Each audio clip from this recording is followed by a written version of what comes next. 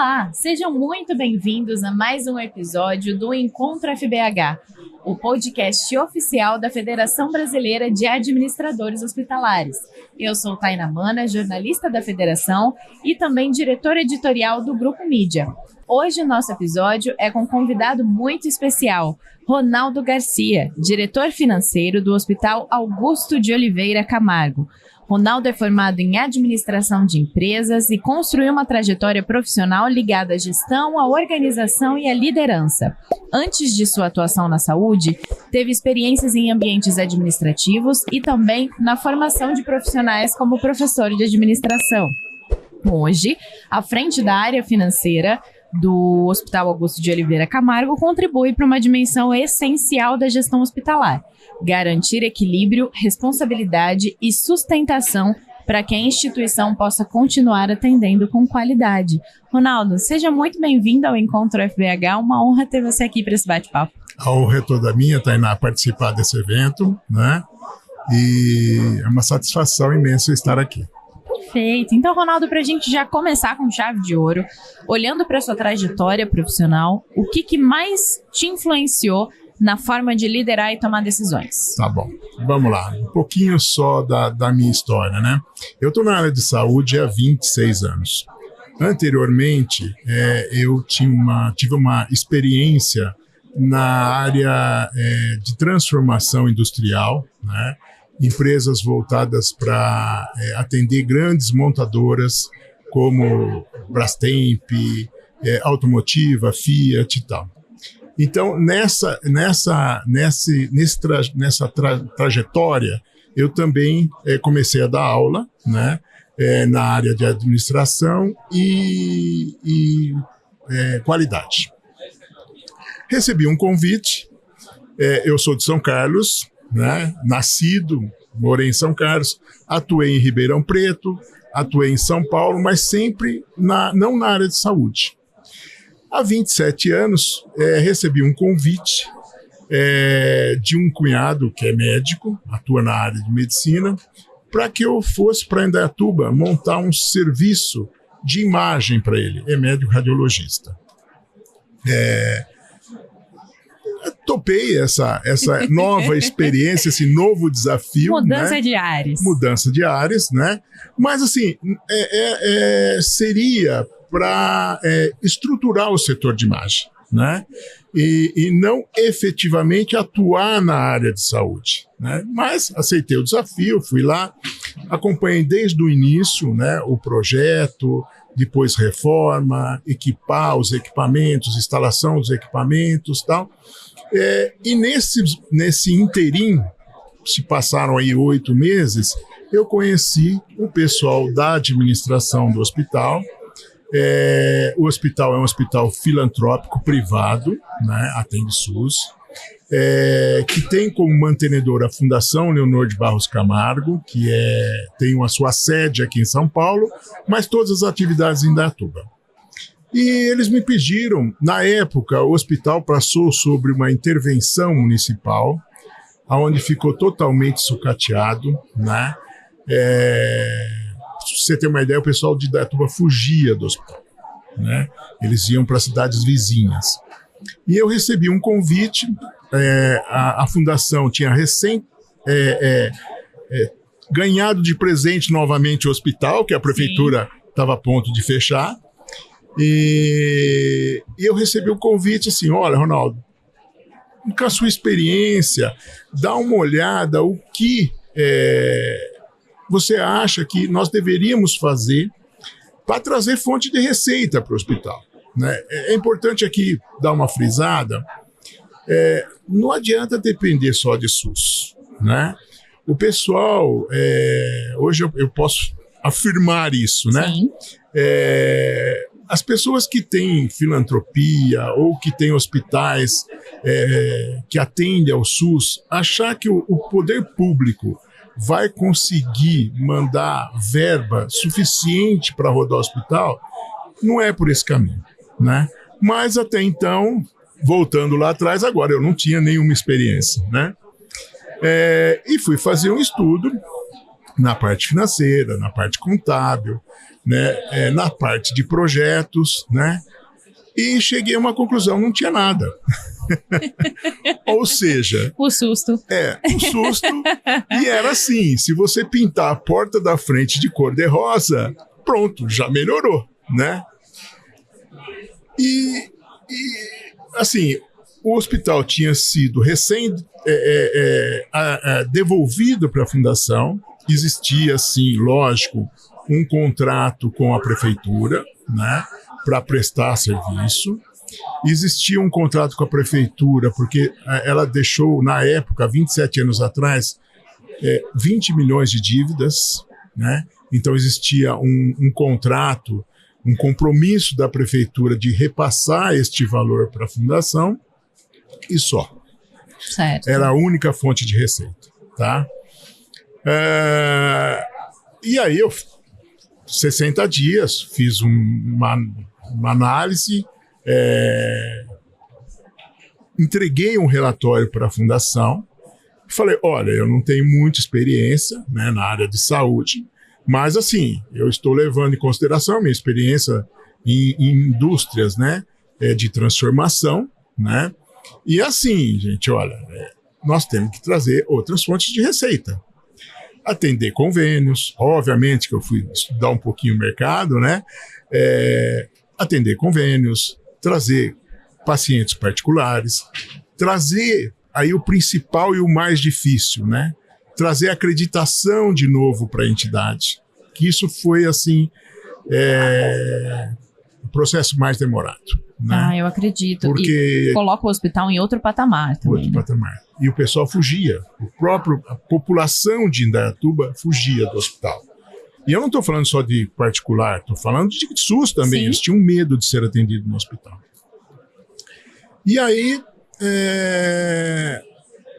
entreguei esse relatório. Eu estava quase no final do meu projeto para montar o centro de imagem, né? E aí recebi o convite para atuar mais de perto na administração do hospital. E aí começou, há 27 anos atrás. Fui estudar mais a fundo o mercado, né? Esse mercado de saúde, que, né, era novo para mim, experiência nova e desafiante, né?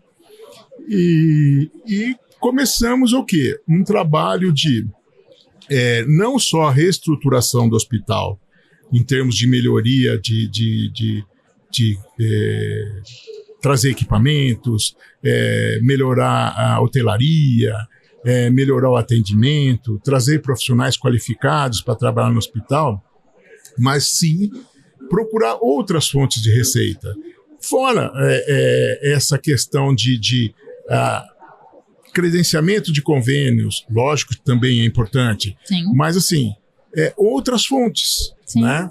Então, na época, nós decidimos fazer uma parceria com uma instituição de ensino, né? Uma faculdade, já pensando para o futuro ter o curso de medicina. Nós tínhamos uma área lá muito bem localizada, instalamos um posto de gasolina e fizemos uma parceria para que a renda, nós não tocamos o posto de gasolina, mas a locação passasse a trazer renda para o hospital, né? Começamos a construir alas específicas para atendimento do convênio e, com isso, conseguir verbas para melhorias do atendimento SUS, né? Então, montamos um plano de saúde. Hoje o plano de saúde tem 40 mil vidas, né? É um plano regional em Indaiatuba, né? Eu tenho credenciamento de algumas coisas fora de Indaiatuba, que são serviços que ainda não tem lá, né? Mas para o município de Indaiatuba. Entendi. Né? E aí, assim, a coisa começou a rodar, né? Aí fui fazer uma especialização na área de saúde, né? E hoje nós temos uma instituição com 260 leitos, né? Uma maternidade que tem a questão do parto humanizado. 36 leitos de UTI adulto. Nós temos lá 9 leitos de UTI neonatal, 10 leitos de UTI pediátrico, né? E, fora isso, uma série de serviços agregados, né? Serviço de imagem completo, com ressonância, tomografia, mamografia, densitometria, né? Um serviço de cardiologia, com todos os exames necessários, né? Holter, mapa. Temos a parte de hemodinâmica, cateterismo, angioplastia, enfim, uma gama grande aí para atender os municípios de Indaiatuba. Foi uma super expansão, né? Super expansão. Nós, quando pegamos o hospital, tinha 120 leitos, né? E zero estrutura para atender convênios. Hoje a gente tem bem estruturado, separado, e com isso, sim, houve uma expansão grande de pronto-socorro SUS, mesmo a ala para internação SUS, houve um acréscimo violento, quase dobrou a quantidade de leitos, né? Construímos um pronto atendimento para convênio, né? Agora, o mais difícil é a imagem, né? Então, a imagem, para trazer a credibilidade para a população da instituição novamente, né? Foi muito difícil. Eu acho que foi a pior etapa, né? Porque é difícil você convencer, principalmente, né, a pessoa que de repente já tinha sido atendida e não foi bem atendida, né? Dizer para ela, não, volta. Mudou, né? Mudou, houve mudanças, tal, e isso foi muito difícil. Hoje, para o futuro agora, né? O que está faltando para o hospital é a parte de cirurgia cardíaca, que nós já estamos trabalhando nisso, né? A faculdade hoje, ela conta com curso de... Tem vários outros cursos, né? Mas vamos falar o curso da área de saúde, tem enfermagem, tem a parte de fisioterapia, psicoterapia, né? E a parte de medicina, né? Que conta hoje com praticamente 480 alunos, né? Em todos os cursos, em todos os períodos, né? Esse ano nós vamos ter a 4ª turma se formando já, né, de médicos. Tem uma estrutura com 88 residentes dentro do hospital, nas diversas áreas, né? Então, assim, foi uma mudança de cenário muito gratificante. Foi um upgrade, né? Um upgrade muito grande. Lógico que a gente teve a ajuda, dizer para você assim, o poder público ajudou muito. Não só no contrato de prestação de serviço, mas permitindo, deixando a gente trabalhar. Sim, né? Faz a diferença também. Você às vezes encontra instituições aí no mercado onde tem briga com o prefeito, briga com o secretário de saúde, e aí você não consegue trabalhar. Então, isso foi muito importante para a gente também, né? O poder público deixar a gente trabalhar, deixar a gente agir. Nós temos uma parceria muito boa com eles, né? Continuamos prestando serviço, enfim, foi muito gratificante. Muito bem, e no meio dessas transformações todas, né? Eu imagino que enquanto gestão, administração ou direção ali que você assumiu na instituição, tenham tido momentos de decisões difíceis. Sempre tem, né? As decisões que às vezes ninguém quer assumir, que precisa tomar, mas que na hora do vamos ver alguém vai precisar assinar. Como é que é para você lidar com esses momentos de tomada de decisão difíceis? Então, no começo, né, dessa trajetória, eu, honestamente falando, ficava muito preocupado, muito tenso, né, de estar assumindo ou de cometer algum erro, né? Mas, por outro lado, eu sofria muito, porque como eu vim de uma empresa de transformação ligada às empresas de automobilísticas ou da linha branca, né,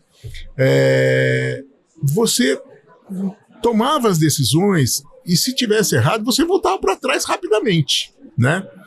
E a saúde, a velocidade da tomada de decisão é muito demorada. Então isso me agoniava. Noites e noites de sono perdidos. Eu não acredito, né? Nós temos que fazer isso e o pessoal fica... Tal. Mas depois eu fui entendendo que é esse medo de cometer erro, né? Então, assim, era muito tenso, né? Hoje em dia, e assim, eu vim com... Assim, eu falava, gente, nós temos que transformar a fundação, filantrópica, da área de saúde, mas nós temos que transformar ela numa empresa como eu tinha lá, como eu trabalhava lá, né? Tem que produzir, tem que fazer. Se é filantrópica, se não é filantrópica, é outra história, né? Mas era tenso. Era tenso. Hoje em dia não, hoje é bem mais tranquilo, mas foi muito tenso. E como é que você faz para equilibrar tudo isso, assim, a vida pessoal com a vida profissional, a dinâmica das decisões difíceis com a vida pessoal? Então, eu sempre, assim, eu nunca perdi uma noite de sono, né? A não ser que o problema é muito sério, né? Diferente de algumas outras pessoas que não conseguem dormir e tal. Não, se eu tenho um problema muito sério, é óbvio que, né? E tive muito apoio da minha família, né? Quando eu vim para Indaiatuba, né? Não tinha filhos ainda, era casado, né? E a minha esposa me apoiou em tudo. Inclusive na mudança drástica, né, de cidade, inclusive, né? Eu saí de São Carlos, tinha toda uma vida estruturada lá, ainda tenho casa, a família minha, a família dela lá e tal. E ela falou, não, vamos, né? Ela falou, sua experiência mostra isso, não deu certo? Volta para trás, né? O Porto Seguro está aqui, né? Então eu tive sempre muito apoio da minha família, né? E também, obviamente, né, num segundo momento dentro do hospital e da fundação, a credibilidade da diretoria do hospital e dos membros da fundação, né, que apostaram e deixaram trabalhar. Tiveram confiança no seu trabalho, né? Isso, já sabiam que ali eles podiam depositar essa confiança. Mas a gente não se conhecia, né? Eu não conhecia a diretoria do hospital, né? O meu contato era esse cunhado, né? Sim. Que conhecia o superintendente do hospital aqui em São Paulo. Uhum.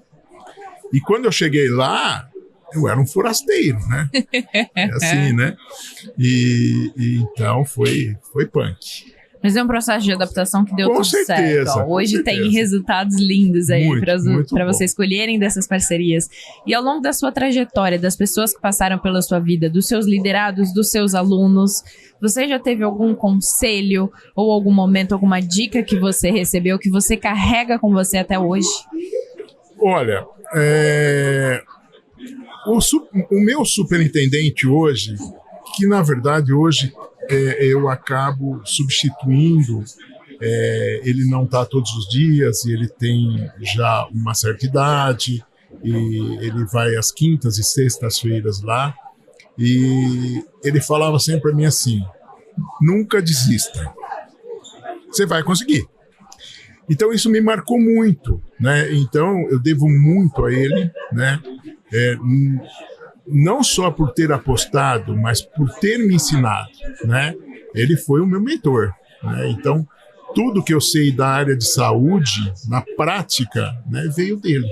Ele está há 55 anos no mercado, profissionalmente na área de saúde, né? Então ele falava, não desiste, você vai conseguir, né? Isso marcou bastante. Como é que você diria, aliás, não sei se seria o maior desafio, mas como é que você diria que é criar uma relação de parceria entre as áreas administrativas e assistenciais de um hospital? Tem uma palavra, confiança. Sim. Tá? Você precisa passar para os profissionais da área de saúde que estão atendendo os usuários, atendendo os doentes, as pessoas que estão precisando de atendimento, que você está lá para ajudar. Você não está lá para fiscalizar, você não está lá para mandar. A gente não está mandando ninguém, né? Nós estamos lá junto para trazer o quê? O bem-estar para esse usuário, para tentar amenizar a dor dele, né? E a hora que você chega no médico, numa enfermeira e fala assim, olha, vai ser assim, né? Faça acontecer. Porque aí ele pega confiança. Amanhã ele volta e fala, olha, vamos conversar aqui, né? Eu tô com esse problema tal. E você fala para ele, faça assim, ele fala, não, posso confiar nele. Confiança, tá? A base de tudo está na confiança. É fazer aquilo que você falou que ia fazer, né? Prometeu que ia fazer, faça. Você pode até mudar e dizer assim, olha, erramos, vamos fazer diferente, mas continua sendo a base da confiança. Até né? porque recalcular a rota, às vezes, não é um normal. problema, né? Acontece, a gente precisa disso. Em todas as áreas, não é só na área de saúde, tá? A área de saúde tem que ser ágil, né? Para essas mudanças, porque senão você pode estar comprometendo alguma coisa no atendimento. Sim, num processo que é mais complexo. Mas a confiança é a base de tudo. Aliás, a confiança é a base de tudo em todos os lugares, né? Então é no faxineiro, é na recepção. Então hoje, a minha sala é porta aberta, né? Senhor Ronaldo, posso falar com você? Pode. É o faxineiro, a recepcionista, é o segurança, é o médico, entendeu? É a enfermeira, tá? É isso. Porque às vezes resolver o problema está numa conversa. Não é às vezes a pessoa entra lá achando que é muito difícil de resolver e você conversa. E o engraçado é que às vezes não é você que dá a solução, é ela mesma. Mas precisava conversar com alguém. Acontece, sim. Para chegar nessa... Isso. Porque você começa a conversar, você fala, e aí, como é que a gente vai fazer? Ela falou, não, olha, a gente podia fazer assim, senhora, o que você acha? Pronto. Resolveu. Você deu a solução, não fui eu. Obrigada. Né? É isso. Então, é a confiança, né? Abertura para as pessoas que estão no chão da fábrica, né? Chão da fábrica. No chão da fábrica. Né? É ouvir. Porque, assim, quem entende de higiene... quem trabalha ali quem naquele trabalha setor. na higiene, né? Eu não sei fazer higiene, né? Tem um negócio engraçado que, na época que eu fui para o hospital, tinha muito cheque para ser feito. Sim. Né? Fazia cheque para tudo. Aí as meninas lá do financeiro falaram, senhor Ronaldo, olha, o cheque faz assim. Eu falei, não quero aprender a fazer cheque. Como assim? Eu falei, não, nós temos que parar de fazer cheque, né? Que era um negócio que já estava saindo em desuso, né? Na história de você levar os bordeiros para o banco, débito em conta, etc. Tal. Falei, eu não quero aprender a fazer cheque no sistema. Nós temos que ir o quê? Vamos trabalhar para parar de fazer cheque. E até hoje eu não sei fazer cheque no sistema. Evoluções, né? Nem precisou aprender, já mudou antes de precisar. Não. É isso. E pra gente ir caminhando já pro finalzinho do nosso bate-papo, um pouquinho mais cedo eu te questionei sobre conselhos que você recebeu.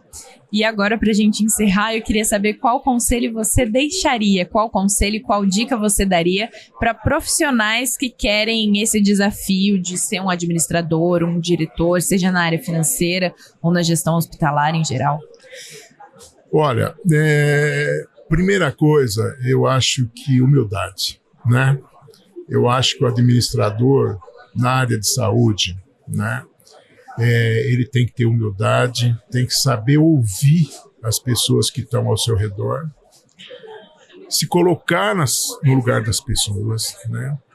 Você imagine um médico que entra no plantão às 6 horas da manhã ou às 7 horas da manhã, né? O dia inteiro atendendo acidente, gente baleada, gente passando mal, né? E como é que esse indivíduo está às 15 horas da tarde, né? Num plantão de 12 horas. Então, assim acontece com as enfermeiras, né? Sem dizer o estresse de casa, que ele pode ter saído de casa com estresse pessoal, né? O cachorro mordeu ele, né? Já chega com uma carga ali. Já chega com uma carga, né? E isso, assim, profissionais que estão de plantão hoje no meu hospital, à noite estão em outro local, né? Que é muito comum na área de saúde, verdade. tá? Então, assim, humildade, ouça o que as pessoas têm para falar, né? Porque, assim, às vezes uma simples conversa, ou às vezes até assim, algum investimento muito pequeno, você resolve um problema grande, né? E você passa a ter eles como seu aliado. Eles não são seus inimigos, né? Eles são seus aliados, né? Então, assim, humildade, ouça, né? Óbvio que vai estudar, e tem que estudar, a gente não pode parar. Faz parte do pacote, Você né? fala do pacote, a gente não pode parar, a gente tem que procurar os cursos. Eu fui atrás de MBA em saúde, em economia, né? Porque assim, não é para parar, né? Na saúde pública, eu não cuido da saúde pública, entre aspas, mas faço parte da saúde pública. Integra né? um sistema. E fui atrás para saber a saúde pública, porque eu sei a hora que o secretário de saúde me chama para conversar, eu sei o que ele está falando, pelo menos, né? A hora que o prefeito me chama lá, né? O que é uma dotação orçamentária. Saber o que está acontecendo. O que é uma dotação orçamentária. Então, gente, lógico, se especializar, né?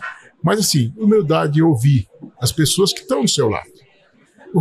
Às vezes, a grande maioria da resolução dos problemas estão ao seu redor. É só ouvir as pessoas, né? E essa é a nossa gestão, né? Hoje eu tenho lá são quatro diretores, mais uns superintendentes, e todos têm o mesmo perfil, né? Graças a gente construir uma equipe boa, né? Todos com esse perfil, né? De ouvir, de tentar ajudar, né? Eu acho que isso é primordial para qualquer administrador, e eu acho que em qualquer área, não é só na saúde, tá? Eu acho que é em qualquer área. Perfeito. Fechamos então esse episódio com essa super reflexão do Ronaldo para os administradores. Fica aí o conselho. E eu queria te agradecer por a gente ter conseguido ter essa troca, esse bate-papo, você ter compartilhado um pouquinho da sua história. Obrigada por ter participado do Encontro FBH. Eu que agradeço a você, a federação, por essa oportunidade, né, de estar aqui com vocês, né? E vai ser sempre um prazer. Foi um prazer te receber. Obrigado. E eu agradeço também a você, nossa audiência, que acompanhou essa conversa aqui até o finalzinho. E eu aproveito para fazer um convite. Continue acompanhando as ações da Federação Brasileira de Administradores Hospitalares nas redes sociais e principalmente aqui no nosso canal do YouTube, que você assiste todos os episódios do Encontro FBH. Obrigada!